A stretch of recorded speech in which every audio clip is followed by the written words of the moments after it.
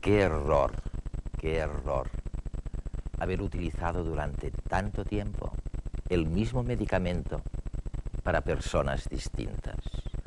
Porque ahora hemos descubierto que a unos les va bien, a otros menos bien y a otros definitivamente mal en función de sus variaciones genéticas.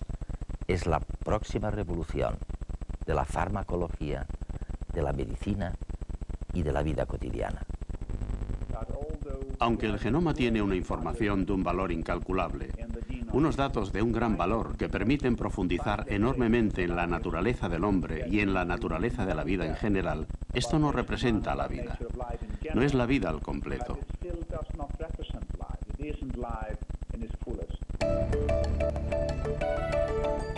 El neurólogo islandés Kari Stefansson es director de la empresa biotecnológica Decode, que analiza la base de datos genéticos de la población islandesa en busca de genes responsables de enfermedades.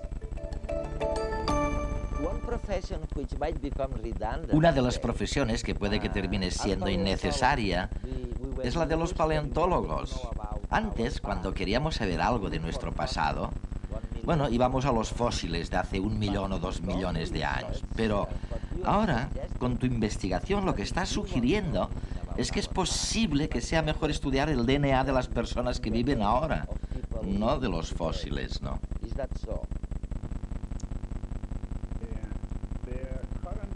La tecnología actual y el acceso a las secuencias del mapa del genoma humano y los marcadores genéticos nos permiten analizar diversos grupos humanos y proporcionan nuevas formas de ver nuestra historia.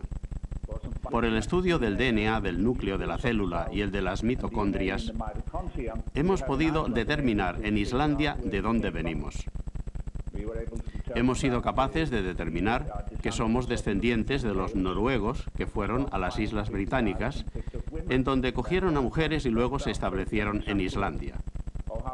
Este es un ejemplo de cómo, analizando el DNA de los actuales habitantes de Islandia, hemos sido capaces de trazar una historia que es relativamente reciente.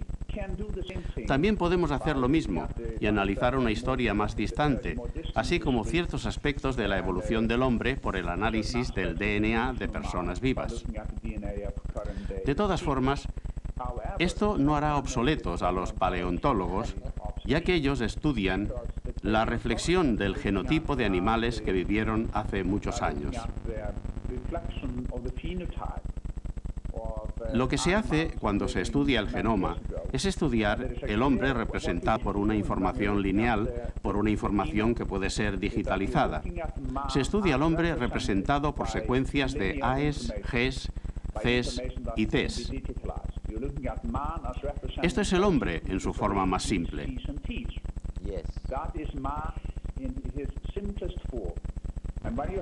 Y cuando se tiene al hombre representado de esta manera, como ya he dicho, entonces se puede transformar en números. Y esto facilita enormemente estudiar grupos de personas y lo que les caracteriza. Pero existe una distancia mayor de 1 pulgada entre las secuencias de las A's, G's, C's y T's del genoma y el hombre que está sentado delante de ti hablando. Existen muchos factores en el entorno que influyen en la forma en que se expresa el genoma. Y aunque el genoma tiene una información de un valor incalculable, unos datos de un gran valor que permiten profundizar enormemente en la naturaleza del hombre y en la naturaleza de la vida en general, esto no representa la vida. No es la vida al completo, ya que tú y yo no solo estamos expresados en las secuencias de A's, G's, C's y T's, sino que también somos portadores de lo que hemos comido, de la música que hemos escuchado, de los libros que hemos leído, de la belleza que hemos visto y del sufrimiento que hemos padecido. Los genes, en cierto modo, regulan las proteínas y las proteínas regulan, bueno, lo que absorben las células o cómo lo absorben los fármacos, por ejemplo. De manera que La variabilidad genética probablemente determinará las diferentes formas en que las personas absorben las medicinas y los fármacos. ¿Supone esto una revolución, un cambio radical en la manera de administrar las medicinas? El riesgo de proporcionar a todo el mundo el mismo tipo de medicación y que se permita que la medicación esté solo dictada por la enfermedad y no por la genética del paciente es cada vez menos frecuente. Cuando más comprendemos la genética de la respuesta a los medicamentos, de la respuesta positiva que queremos tener y de la negativa que queremos evitar, cuanto más sabemos sobre esto, tenemos más motivos para poder personalizar el tratamiento de cada paciente y no solo para la enfermedad. De manera que estoy de acuerdo con los genetistas cuando hablan de la importancia de cómo cuidar, pero también ayudar a cómo cuidar, y no únicamente personalizando la medicación según las necesidades individuales, sino que cuando empecemos a desarrollar la predisposición genética, podremos empezar a desarrollar formas de medida de esta predisposición genética.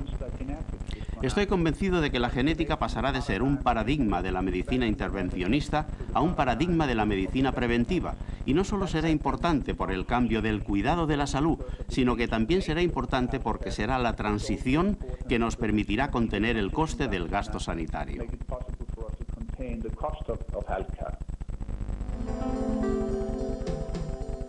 Un buen fármaco tiene que ser selectivo, es decir, debe actuar solo contra las células enfermas. También debe ser de baja toxicidad y no causar efectos secundarios. Tradicionalmente los medicamentos buscan ser eficaces y seguros para toda la población. No siempre es así. De hecho, las características de cada individuo hacen que ante una sustancia determinada el cuerpo responda de manera diferente. La razón es que los genes regulan el funcionamiento de todas las proteínas que controlan la recepción y la absorción de los fármacos en el interior de las células. A raíz del descubrimiento del mapa genético, un nuevo campo se abre ante nosotros, la farmacogenia. En otras palabras, la facultad de crear medicinas y recetar terapias individualizadas basadas en el perfil genético de cada paciente. Recientes estudios afirman haber localizado genes relacionados con enfermedades como el Parkinson, el cáncer o la esquizofrenia. De ser así, este será el primer paso para crear medicinas personalizadas que consigan tratar con éxito cada patología. Las evaluaciones genéticas abren la posibilidad de que el hombre disfrute de un futuro con menos enfermedades, de que tenga mayor capacidad de controlarlas y de recibir el tratamiento adecuado. Sin embargo, existen numerosos interrogantes que se deberán aclarar. ¿Tiene alguien el derecho de saber si es portador de una enfermedad? ¿Quién debe manejar esta información? La meta no es eliminar todos los factores genéticos causantes de enfermedades. Cada uno de nosotros es portador de al menos unos cuantos genes relacionados con determinadas patologías. La investigación científica nos muestra que nuevos genes causantes de dolencias continuarán apareciendo. La incógnita está en si se desarrollarán o no y de qué manera lo harán. Así pues, el objetivo debe ser ofrecer el mejor tratamiento posible para cada persona.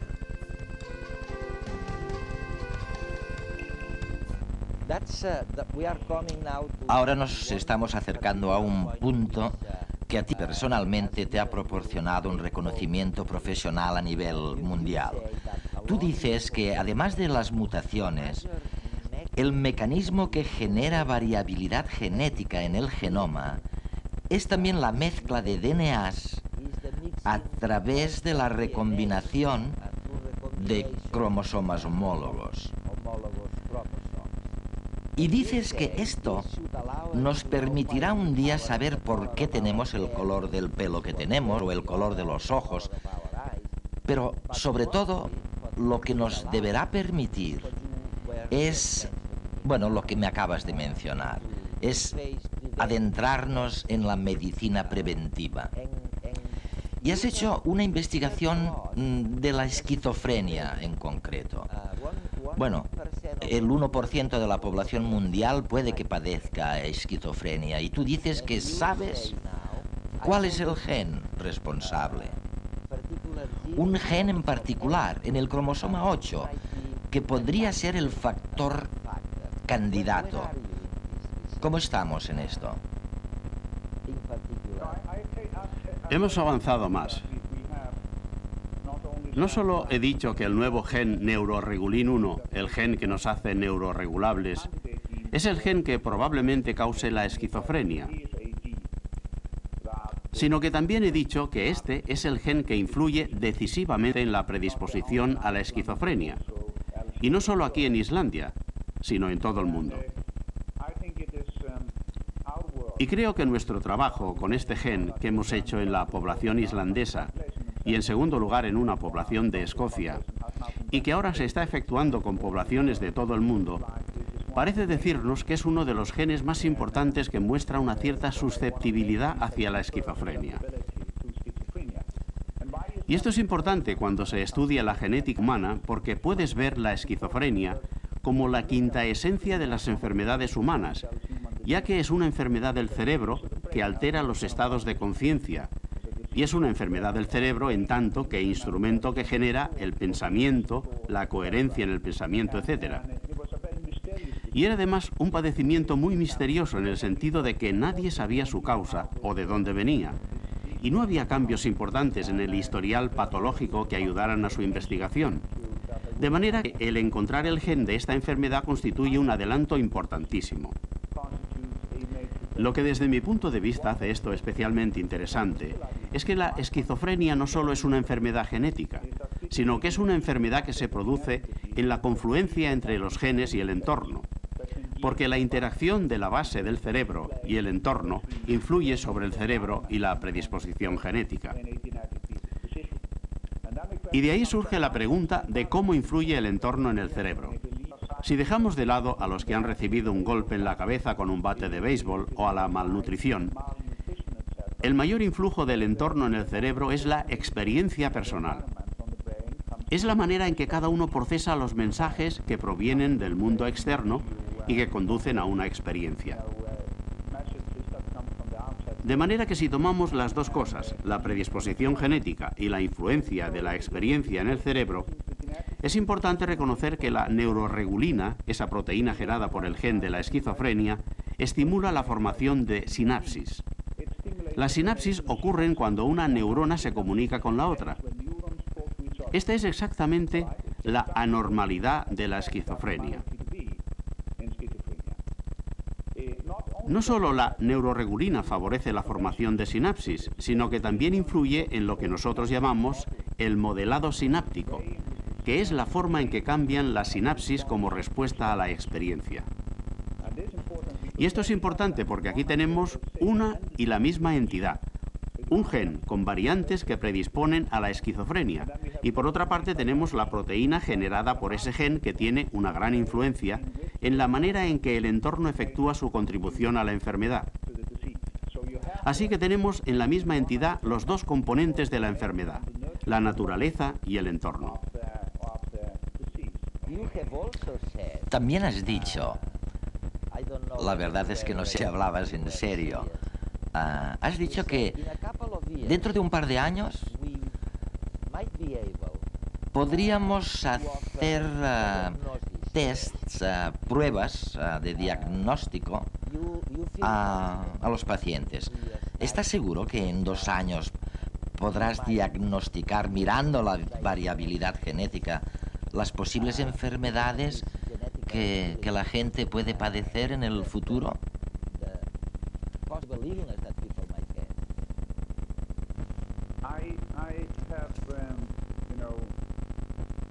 Casi nunca cuento chistes y no sonrío muy a menudo.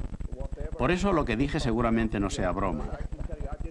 Pero lo que nunca he dicho es que podremos hacer un diagnóstico de la esquizofrenia por medio simplemente de un test genético, porque la esquizofrenia, como ya he dicho antes, es una enfermedad del cerebro que afecta a la conciencia y es una enfermedad que está caracterizada por una anormalidad en el comportamiento que no se manifestará nunca en la secuencia genética.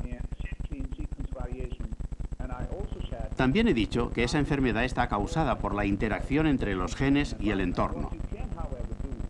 Lo que sí que se puede tener y se tendrá, pero no sé si en 2 años y para la esquizofrenia, es que existirá una prueba genética para otras enfermedades. Y lo que me imagino es que en un futuro no muy lejano será la esquizofrenia, ya que tendremos una prueba que medirá la predisposición para esta enfermedad. Te dará una aproximación de las posibilidades que tienes de desarrollar la enfermedad según el entorno en que se viva o se evite. De manera que lo interesante de las enfermedades comunes es que no se heredan directamente, sino que lo que se hereda es la predisposición para desarrollarlas o para tener una resistencia a su desarrollo. Y esto es importante porque significa que no vivimos en un mundo de determinismo genético y que la nueva genética no ofrecerá más certeza, simplemente te equipará con la información para aumentar o disminuir la probabilidad de tener buena salud y poder trabajar durante más tiempo.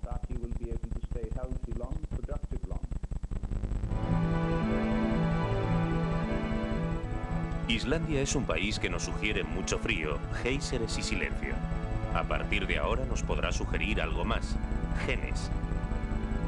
Porque precisamente allí es donde se está haciendo el primer y más completo estudio sobre genética poblacional. Y la razón es su histórico aislamiento.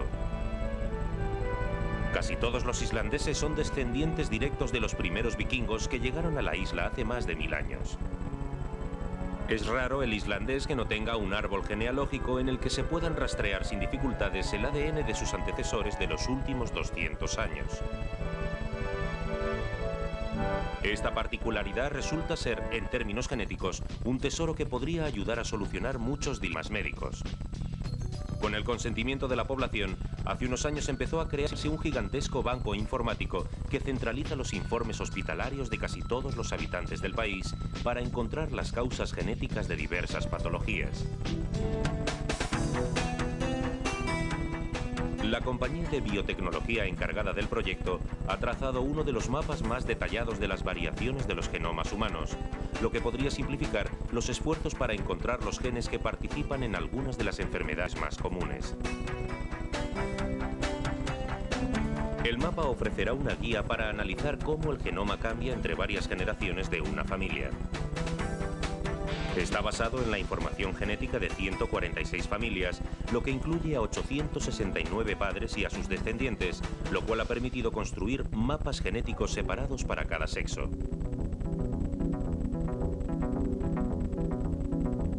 El estudio de la ubicación de 2 millones de variaciones de una única letra del código genético ha permitido determinar las minúsculas diferencias que hacen a cada individuo único o que provocan ciertas enfermedades. Además, se están obteniendo claves para entender cómo la información genética se transmite de padres a hijos. Así, parece que el padre transmite el ADN a sus hijos en bloques únicos, mucho más grandes. En cambio, el que proviene de la madre tiende a llegar en combinaciones más mezcladas y variadas, algo así como un mazo de cartas bien barajado. La sorprendente conclusión de este hecho es que las mujeres, y no los hombres, podrían jugar un papel más crítico en la evolución humana, que ocurre mediante variaciones o mutaciones genéticas a través de las generaciones. Hay otra cosa fascinante en lo que dices.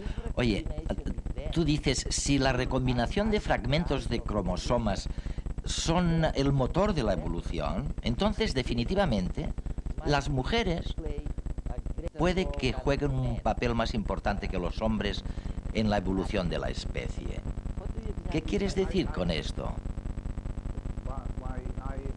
Para empezar, las mujeres siempre han jugado un papel mucho más importante en mi vida que los hombres, no solo cuando hablamos de recombinación, sino que además cuando hablamos del índice de recombinación, que es la frecuencia con la que se produce un intercambio de material entre los cromosomas homólogos durante la formación de nuestros gametos. Esto sucede casi el doble con mayor frecuencia en las mujeres que en los hombres. Y puesto que las recombinaciones de este tipo interactúan con material genético, este es uno de los mecanismos principales por el que la biodiversidad surge en el genoma, y seguramente es por este motivo que las mujeres contribuyen mucho más al cambio, que es lo que constituye el sustrato de la selección. Recuerda que la evolución se produce, por un lado, a causa del cambio entre las generaciones y, por otro lado, a causa de la selección. Es muy probable que las mujeres contribuyan más al desarrollo o al cambio que los hombres. De todas formas, todos estos cambios después se transmiten por el hombre, además de por las mujeres. De manera que en cualquier momento en el tiempo, cuando las mujeres contribuyen más, es precisamente eso, un momento en el tiempo. Es algo muy efímero y no tiene gran duración. Pero no deja de ser fascinante, y también es fascinante que los lugares donde se produce la recombinación en el hombre y en la mujer no son necesariamente los mismos, aunque las secuencias de los cromosomas son las mismas en las mujeres que en los hombres.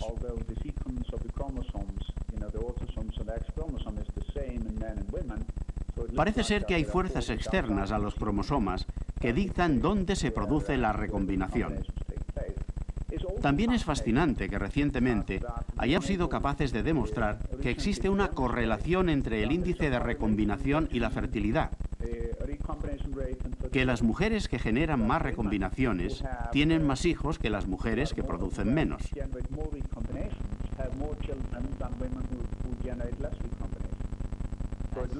De manera que parece ser que las recombinaciones son un prerequisito para un embarazo exitoso.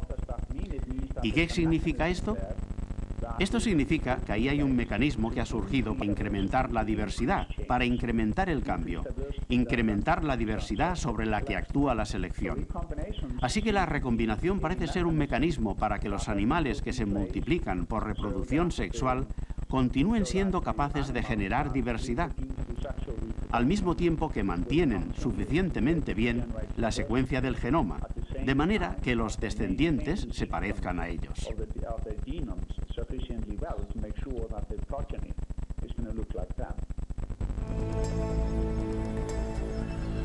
La naturaleza ha sido desde siempre nuestra mayor fuente de agentes medicinales. Plantas, animales, microorganismos o minerales son un gran reservorio de sustancias utilizadas para combatir o prevenir enfermedades. En concreto, el reino vegetal ocupa un lugar destacado en la obtención de fármacos. De los sauces se extrae el ácido salicílico, el precursor de la aspirina y otros medicamentos contra el dolor. De la corteza del tejo se obtiene el taxol, uno de los anticancerígenos más utilizados en la actualidad. La quinina, que se extrae a partir de una flor, fue el primer agente eficaz contra el paludismo. Pero recientemente empezamos a explorar una nueva y prometedora fuente de medicamentos, el mar. En los océanos, la diversidad de especies es mucho mayor que en la tierra, y algunos seres como los tunicados filtran agua para alimentarse, por lo que evolutivamente han desarrollado una gran variedad de sustancias tóxicas que los protegen. Algunas de estas son potencialmente curativas para nosotros. Así, el ET-743 es un fármaco anticancerígeno de origen marino 100 veces más potente que el tan utilizado taxol. Da la sensación de que la naturaleza es una fuente inagotable de remedios que en algunos casos funcionan mucho mejor que los fármacos industriales. Algunos creen que pese a los avances de la farmacología, esta nunca desbancará completamente a los métodos tradicionales. De todas formas, el consumidor debe ser cauto y conocer qué se esconde tras la etiqueta de natural. Debemos recordar que la llegada de la química moderna supuso un enorme salto cualitativo, ya que nos permitió diseñar fármacos sintéticos más específicos, controlar mucho mejor las dosis y evitar posibles efectos secundarios. Puede que el siguiente gran paso en la obtención de medicamentos sea la mezcla de las fuentes naturales con la biotecnología. La ingeniería genética permitirá modificar el genoma de animales y plantas para convertirlos en verdaderas fábricas de medicamentos. Se está investigando cómo insertar nuevos genes en vacas con el objetivo de que produzcan fármacos en su leche, de donde serían más fácilmente extraíbles, o cultivar maíz transgénico que produzca proteínas para aplicaciones terapéuticas. Parece claro que la naturaleza no dejará de suministrarnos nuevas sustancias con las que cuidar nuestra salud, pero puede que en algunos casos de manera un poco forzada.